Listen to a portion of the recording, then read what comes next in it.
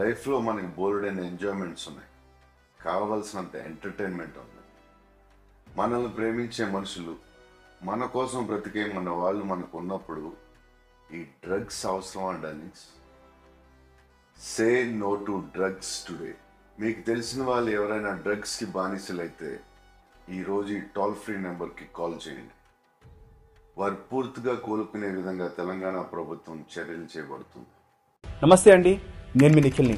మీ అందరికీ ఒక విషయం చెప్పాలి. మనం ఏదైనా వస్తువు కొనేటప్పుడు దాని ఎక్స్పైరీ డేట్ని చెక్ చేసుకుని మరీ కొంటాం. కానీ అయితే సోషల్ మీడియాలో న్యూస్ షేర్ చేసేటప్పుడు అది నిజమా కాదా అని ఎందుకు చెక్ చేసుకో? ఎందుకంటే ఏమవుతుంది అని చిన్న క్యాజువల్ యాక్టివిటీ, కానీ మీరు చాలా సరదాగా షేర్ చేసే ఆ ఫేక్ న్యూస్ కొన్ని జీవితాన్ని స్పాయిల్ చేస్తుంది, నాశనం చేస్తుంది.